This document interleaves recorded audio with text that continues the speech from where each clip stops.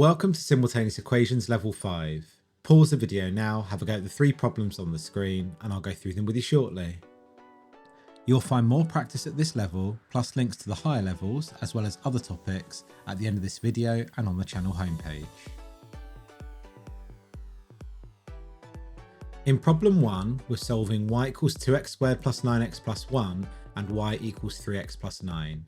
Now the first equation here is a non-linear equation because it's a quadratic, and the second one is linear. So to solve this pair of equations, we need to substitute the linear equation, the simpler one, into the quadratic. And since y is the subject, we can take 3x plus 9 and substitute this in place of y in the equation at the top. So the first equation, y equals 2x squared plus 9x plus 1, becomes 3x plus 9, because we've substituted y for 3x plus 9, is equal to 2x squared plus 9x plus 1. When we solve quadratics, we need to first make them equal to 0.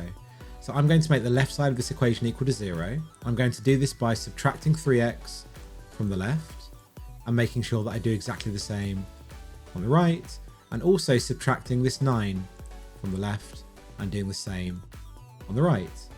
Now on the left, the 3x and the minus 3x, the 9 and the minus 9 all become 0. And on the right, we have 2x squared, 9x minus 3x gives us plus 6x, and 1 minus 9 gives us minus 8. Now we could try and solve the quadratic as it is, but looking at the values in each of the terms, we can divide everything by 2. And if we do that, we have 0 divided by 2 is 0, 2 divided by 2 is 1, so we just get 1x squared or an x squared.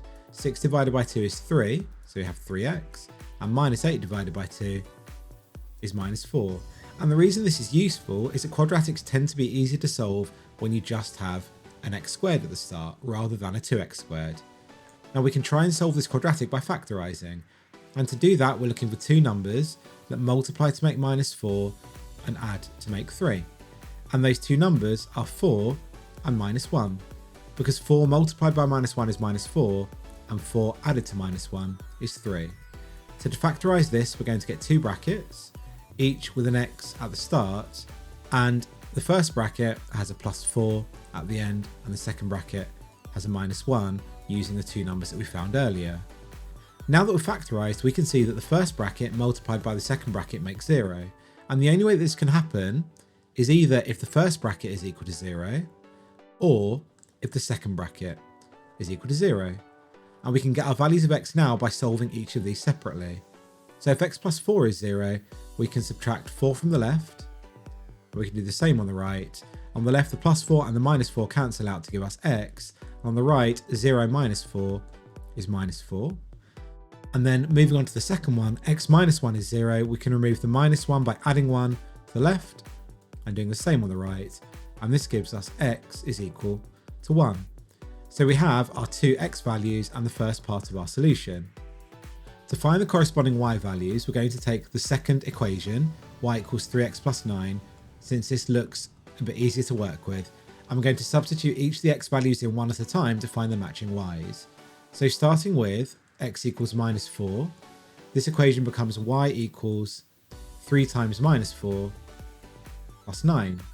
Now 3 times minus 4 is minus 12, plus 9 gives us minus 3. So y equals minus 3 makes a pair with x equals minus 4. We can now move on to the second x value, x is equal to 1. And if we substitute this into this equation, we get y equals 3 times 1 plus 9. Well, 3 times 1 is 3, plus 9 gives us y is equal to 12. So these two form a second pair. And so our final solution for problem 1 is x is equal to minus 4, y is equal to minus 3, and x equals 1, y equals 12. And it's important that we pair these correctly. In problem 2, we're solving x equals y plus 2 and x squared plus xy plus y squared minus 2 is equal to 0. Now to start, we have a linear equation, which is the first one, and a non-linear equation, which is the second one. And so whenever we want to solve these simultaneously, we need to do this by substitution. So we can take y plus 2 from the first equation, because we know that's equal to x, we can substitute that into the second equation, anywhere where we have an x. So the second equation, x squared plus xy plus y squared minus 2 equals 0, becomes y plus 2 in brackets all squared, because we've replaced the x with the y plus 2, plus, again, we're going to replace the x with y plus 2 multiplied by y plus y squared minus 2 is equal to 0. And we now have an equation that's just in terms of y. So we can expand the brackets, simplify, and hopefully then solve. So starting with the bracket at the beginning, y plus 2 squared, we can expand this by first writing it as y plus 2 multiplied by y plus 2. The second bracket we can expand immediately. So y times y gives us a plus y squared, and 2 times y gives us a plus 2y. We still have a plus y squared after that, and a minus 2, and it's still equal to 0. We can now expand the first two brackets. So we can start with y times y, which gives us y squared. We then have y multiplied by 2, which is plus 2y. Then 2 multiplied by y is plus 2y again, and 2 multiplied by 2 is plus 4. And after that, we still have a plus y squared, a plus 2y, a plus y squared, and a minus 2, and that's equal to 0. So we can now simplify everything here by collecting together the like terms. So starting with the y squareds, we have 1y squared plus 1y squared plus 1y squared. So we have 3y squareds. Then we have a plus 2y, a plus 2y, and a plus 2y. So that gives us plus 6y. And finally, we have a plus 4 and a minus 2. And 4 minus 2 is 2. So we have plus 2, and that's equal to 0. Now we have a quadratic to solve here where the number in front of the y squared is not 1. And so although there are various ways of doing this, the easiest way tends to be to use the quadratic formula. Before we can use this, we need to establish our values of a, b and c. So looking at our equation, a is always a number in front of the y squared, so a is 3. B is a number in front of the y, so b is 6. And c is the constant at the end, or the number that's on its own. So in this case, that's 2. So substituting all of this into the quadratic formula gives us y, because we don't have an equation in terms of x here, it's all in terms of y, is equal to minus b, so that's minus 6, plus or minus the square root of b squared, so that's going to be 6 squared, minus 4 times a, so times 3, times c, so times 2, all divided by 2a, so that's 2 times a, which is 2 times 3. And if we put this into our calculator using a plus on the numerator, we have y is equal to minus 3 plus root 3 over 3, or as a decimal correct of 3 significant figures, minus 0.423. Using a minus on the numerator instead gives us our second value, which is y is equal to minus 3 minus root 3 all over 3, or as a decimal to 3 significant figures, minus 1.58. To now find the matching values of x, we need to substitute these into the linear equation because it's the easiest one to use as x is the subject. So looking at x is equal to y plus 2, if we start off by substituting y as minus 0.423, this gives us x is equal to minus 0.423 plus 2.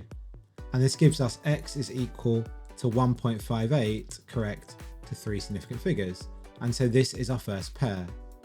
If we now take y as minus 1.58, and again we substitute it into this equation, we get x is equal to minus 1.58 plus 2, which gives us x is equal to 0.423 correct to 3 significant figures. So this is our second pair. And this means that our final answer to problem 2 is x is equal to 1.58, y is equal to minus 0.423. So that's our first pair. And then separately, x is equal to 0.423, y is equal to minus 1.58. In problem 3, we're solving x equals y minus 5 and x squared plus y squared equals 13. Now again here we have a linear equation, the first one, and a non-linear equation, the second one. So to solve these we need to use substitution. And since the linear equation is written with x as a subject, and we know that x is equal to y minus 5, we can replace the x in the second equation with y minus 5. And so that second equation, x squared plus y squared is equal to 13, becomes y minus 5 in brackets, all squared, plus y squared is equal to 13. And we now have an equation that's just in terms of y. To solve this, we can start by expanding the bracket. So we're going to write that bracket out, y minus 5 multiplied by itself, y minus 5. We've still got a plus y squared, and it's equal to 13. Expanding this pair of brackets, we now have y times y is y squared, y times minus 5 is minus 5y, minus 5 times y is minus 5y, and minus 5 times minus 5 is plus 25. We still have a plus y squared at the end, and it's equal to 13. We can now simplify the left-hand side by collecting together the like terms.